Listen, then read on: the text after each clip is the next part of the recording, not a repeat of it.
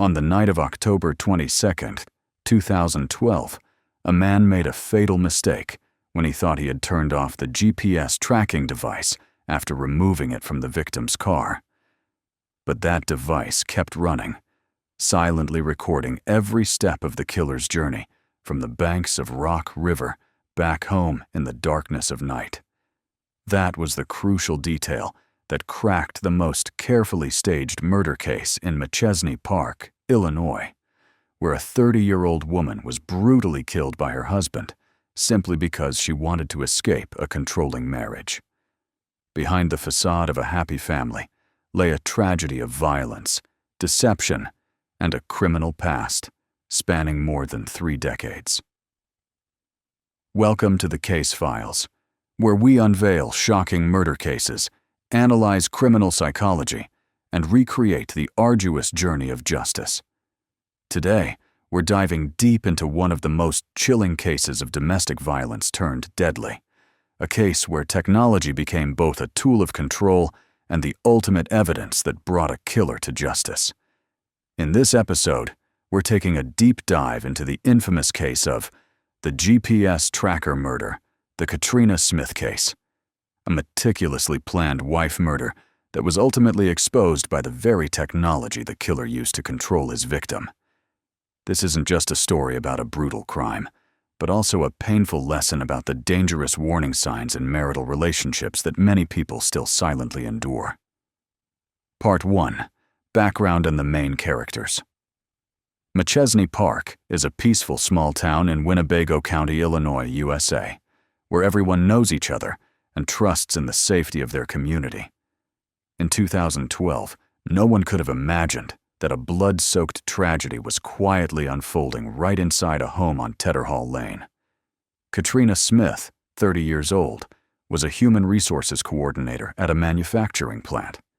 She was known to everyone as a kind, hard-working woman who loved holidays and was always ready to help others. Katrina maintained close relationships with her family, especially her younger sister Miranda and older brother Chad. When Katrina was 20 years old, she met Todd Christopher Smith, a financial advisor who already had 3 young daughters from a previous marriage. Todd was 13 years older than Katrina, but from the outside looking in, he seemed like the ideal man. He had a stable career, his own business, worked from home, and could provide for his wife. After dating for some time, they held a simple wedding. From the outside, they looked like a perfect couple, traveling together, planning to adopt a child. But the reality behind the walls of the house on Tetterhall Lane was a completely different story. Todd Smith's dark past. What Katrina and many others didn't know was that Todd Smith, born Todd Rapperger, carried a terrifying criminal past. In 1985, at just 17 years old, Todd confessed to setting his mother's house on fire. In his statement to police, teenage Todd admitted he had disconnected the gas line in the house, causing the entire home to catch fire while the family was still inside. What was his motive? He wasn't getting along with his mother and wanted to scare her. Fortunately, the entire family, including his mother, stepfather, and 3 half-siblings, all miraculously escaped without anyone getting hurt. Todd was sentenced to 30 months probation and 160 hours of community service, then left home and never returned. Larry Schultz, the detective who investigated the 1985 arson, later reflected, "He was a troubled boy." But that wasn't the only time Todd displayed violent tendencies. In October 2001, Teresa, Todd's first wife, was attacked by someone wearing a werewolf mask right outside her home. A neighbor called 911, and when police arrived, they asked Teresa if she knew her attacker. Her answer was clearly noted in the police report. "My husband, Todd," Teresa explained. "I had been living with him. I recognized his eyes, his build. It was him." At that moment, Teresa was holding her keys, purse, and a box of Capri Sun juice, details she remembered clearly showing the accuracy of her statement. Teresa's fingernail scrapings were compared to fibers on Todd's jacket, but the results were inconclusive. Blood under Teresa's fingernails could have identified the attacker through DNA, but Todd refused to cooperate. Without probable cause for a legal search warrant to obtain a DNA sample from Todd, the case was closed due to lack of evidence. This was a clear sign of a dangerous individual, but no one could stop him from continuing his normal life. The reality behind the marriage. When he married Katrina, Todd had learned to hide his true nature better. In the early years, everything seemed stable. But gradually, Katrina began to feel she was being watched, her every move controlled. She told her hairdresser she was afraid someone was following her, to the point she wanted to buy a gun for self-defense. She also went to a phone store to ask if anyone could be tracking her location through her device. These concerns weren't unfounded. Police later discovered Todd had installed a GPS tracking device under Katrina's car to monitor all of his wife's movements. Todd's financial situation was also collapsing. His financial consulting company wasn't as successful as he claimed, and he was facing a federal fraud lawsuit related to a Ponzi scheme. In reality, Katrina was the family's financial backbone. She was the one paying the mortgage, all the bills.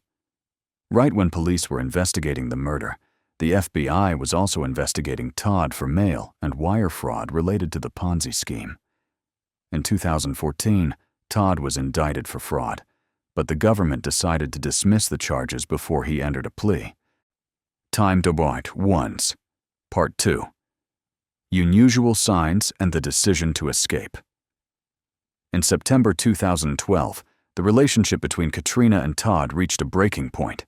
Katrina began a romantic relationship with Guy Gabriel, a co-worker at the factory. They met after work, talked about life, and their friendship quickly developed into a romantic relationship. In their final messages, Guy encouraged Katrina to divorce, saying her husband was controlling her too much. On October 13, 2012, Katrina went out with a girlfriend that evening. That night, she told her friend Jill that she wanted to leave Todd. Katrina had also moved out of the house, but told everyone she was just house-sitting for a friend. Todd knew all of this through the GPS device, and he couldn't accept it. The smear campaign.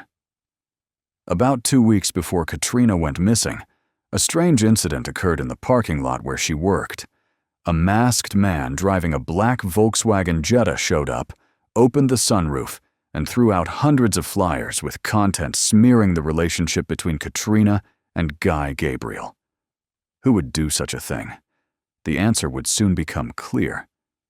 When police investigated later, they called nearby car dealerships and discovered Todd Smith had test-driven a black Volkswagen Jetta exactly. During the week the flyer incident occurred. Moreover, when analyzing Todd's computer, police found drafts of these smear flyers. This wasn't a spontaneous action, but a calculated campaign designed to destroy Katrina's reputation, isolate her from co-workers and friends. But when this tactic failed, Todd moved to his final option: violence. Part 3. The Fatal Night, October 22, 2012. On the evening of October 28, 2012, Katrina came home to do laundry in preparation for a job interview the next morning. She wanted to look perfect for the new opportunity, perhaps the beginning of a new life, free from Todd. According to Todd's statement to police, and note that this is only his statement, not verified truth, Katrina arrived home around 6 p.m. that evening. After finishing the laundry, she said she would go shopping for more new clothes, then go to the house she was watching to sleep overnight. Around 8:30 p.m., she left the house. That was the last time anyone saw Katrina alive. But what really happened in that house that night? According to the prosecution's conclusion based on trial evidence, while Katrina was doing laundry, Todd confronted her about the divorce plan. He begged her to stay. But Katrina was determined. "I'm done." In a fit of uncontrolled rage, Todd Smith grabbed a softball bat and attacked Katrina right in their home garage. She was struck multiple times in the head with a blunt object, causing severe trauma that led to her death. After killing his wife, Todd began to execute his plan to stage the crime scene.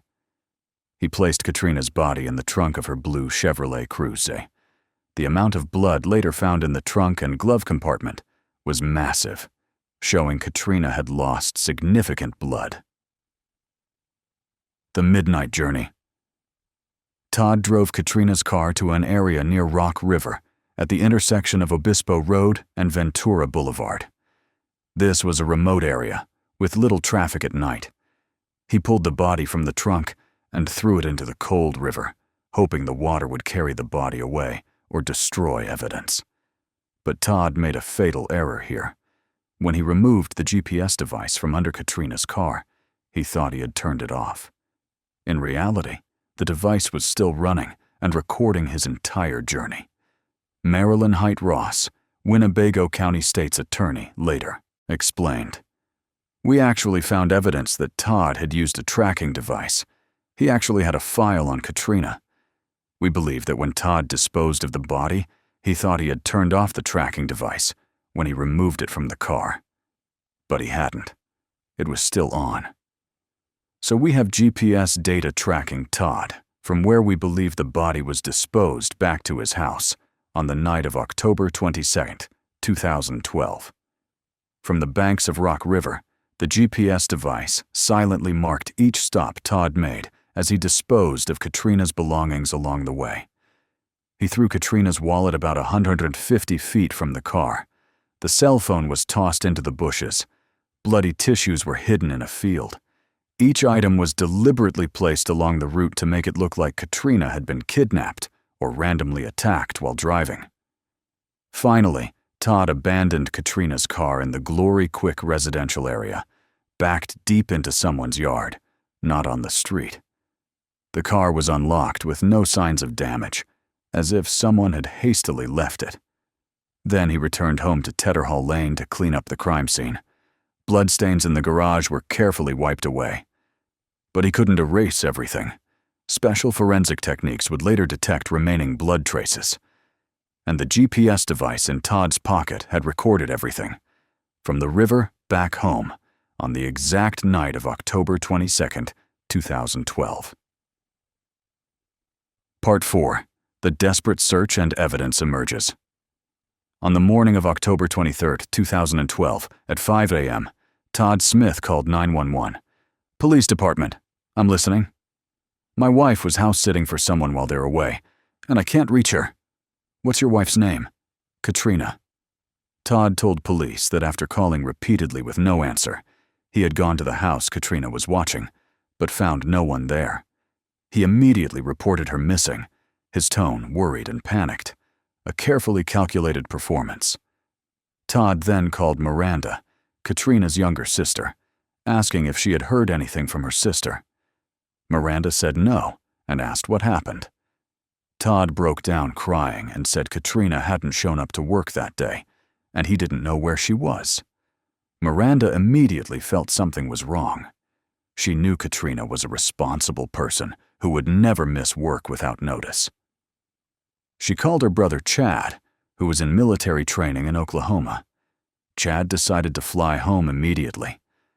That same evening, a local resident discovered the blue Chevrolet Cruze abandoned in their yard near the Glory Quick area. The person called 911. "What's the problem?"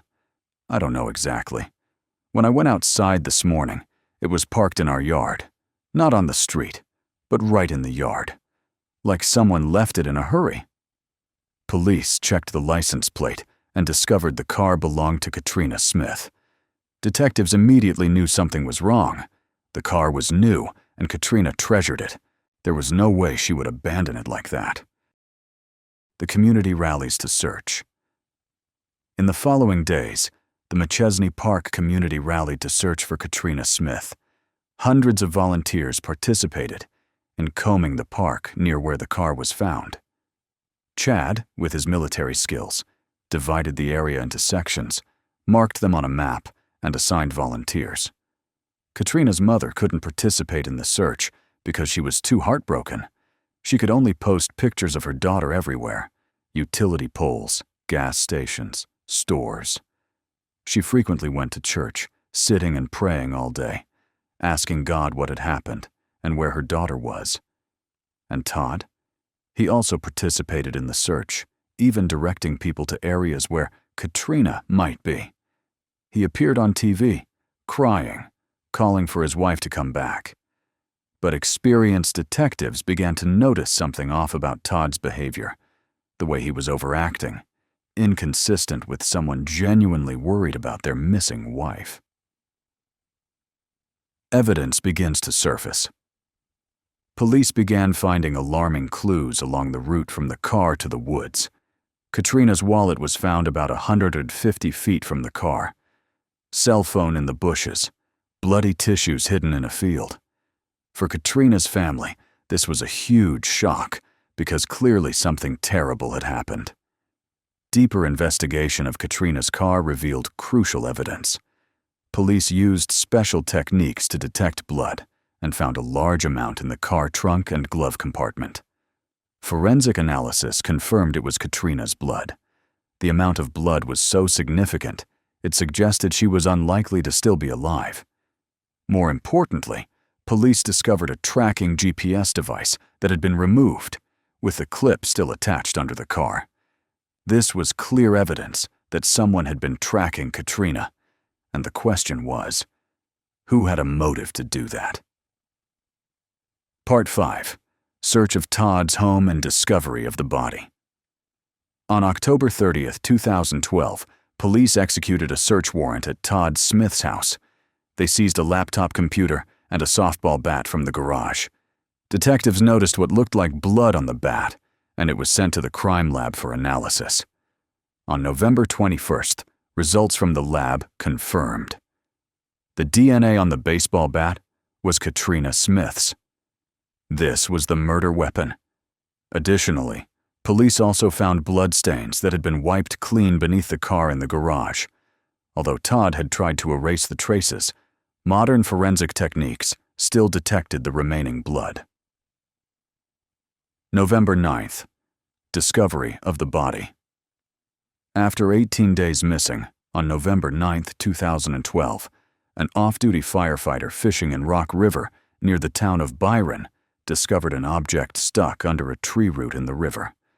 When he got closer, he realized it was a woman's body.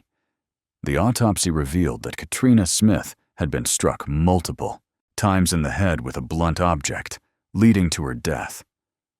From this point, the investigation officially shifted from a missing person case to a murder investigation. Katrina's family was devastated. Miranda recalled, "When I heard the news, I was paralyzed. I couldn't believe my sister was gone like that."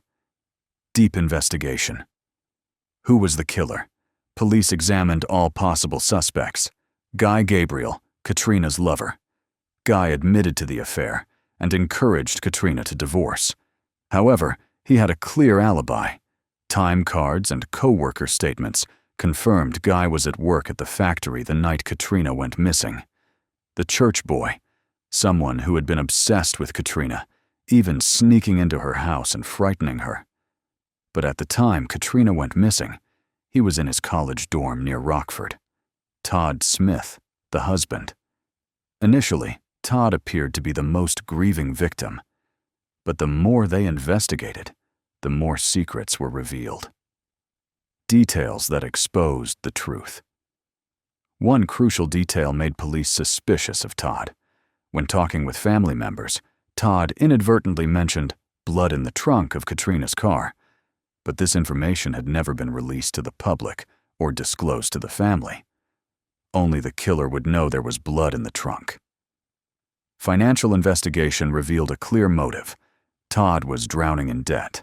His investment company was being sued for federal fraud. Katrina was the financial pillar. She paid the mortgage, living expenses. If they divorced, Todd would lose everything.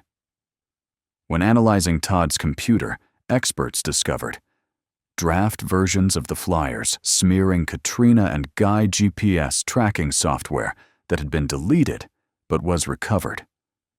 files tracking Katrina, detailing her every movement.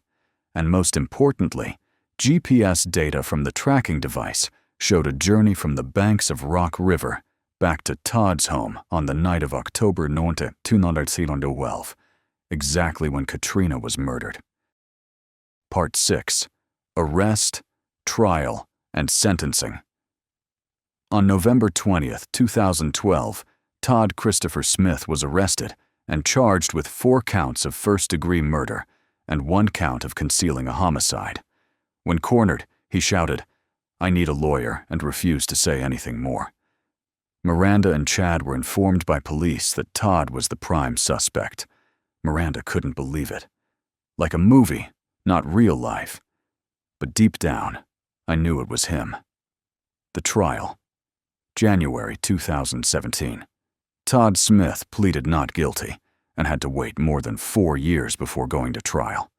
The trial began in January 2017. Evidence against him. Baseball bat with Katrina's DNA GPS data recording Todd's journey from the river back home on the night of 10/22/2012 bloodstains. In the garage that had been wiped clean, draft flyers on the computer, testimony about Todd knowing there was blood in the trunk when that information hadn't been released. Criminal history from his past. Arson in 1985. Attack on ex-wife in 2001. Defense arguments. Todd's lawyer argued there was no direct DNA or fingerprints from Todd on the baseball bat or in Katrina's car. They tried to direct suspicion toward Guy Gabriel, Katrina's lover. But the jury wasn't convinced. January 25, 2017. The verdict. After 5 hours of deliberation, the jury found Todd Smith guilty of the charges. First-degree murder, aggravated domestic battery, concealment of a homicidal death, aggravated battery with a deadly weapon, aggravated unlawful restraint. April 4, 2017. Sentencing. Judge Fernando Engelsma sentenced Todd Smith to 59 years in prison. At the hearing, Todd still maintained his innocence. "Although I am not guilty as the state portrayed, I harbor no ill will toward anyone.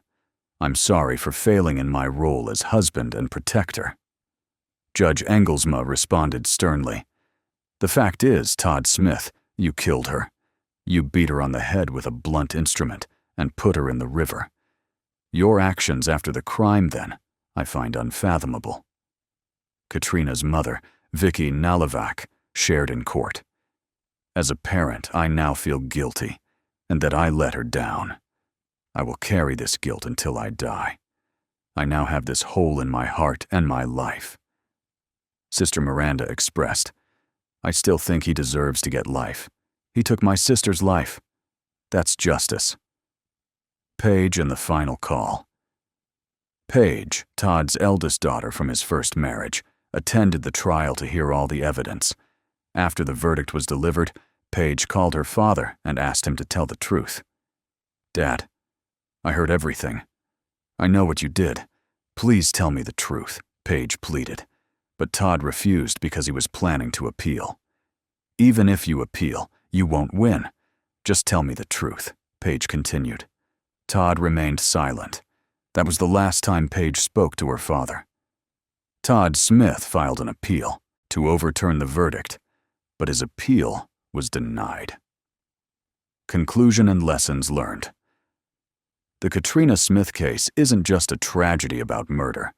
It's a profound warning about the dangers of domestic violence, coercive control in relationships, and the price women pay when trying to escape imposed expectations. Katrina didn't die from an impulsive outburst of anger. She died because someone wouldn't accept her right to live according to her own choices. In Todd Smith's eyes, divorce wasn't an ending. It was an unforgivable betrayal. And when he couldn't keep her, he chose to destroy her. Warning signs Katrina experienced. Being followed, constantly monitored via GPS, fear so intense she wanted to buy a gun for self-defense. Financial control, public defamation of her reputation. Feeling isolated from friends and co-workers.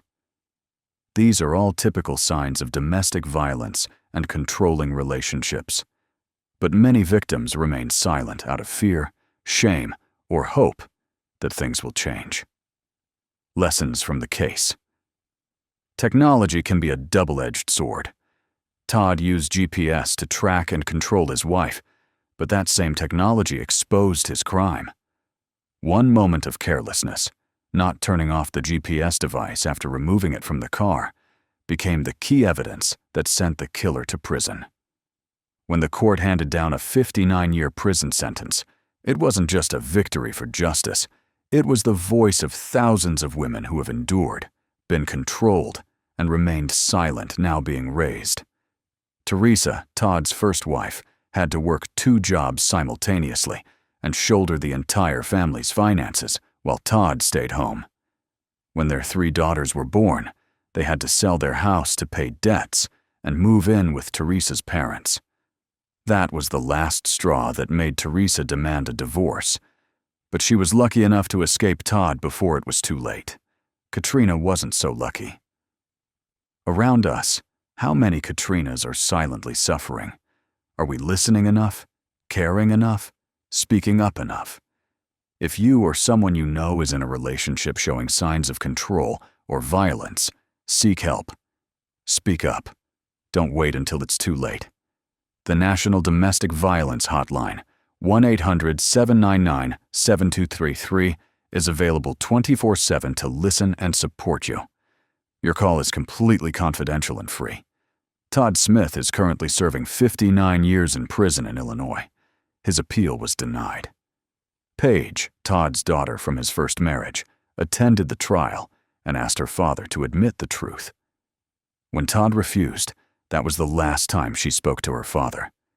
Katrina Smith no longer has the chance to live the life she dreamed of, but her story continues to save others, those who recognize the danger signs and choose to escape before it's too late. Share this story, listen, speak up, because every life matters. Thank you for joining us on the Case Files. Remember, justice delayed is not justice denied.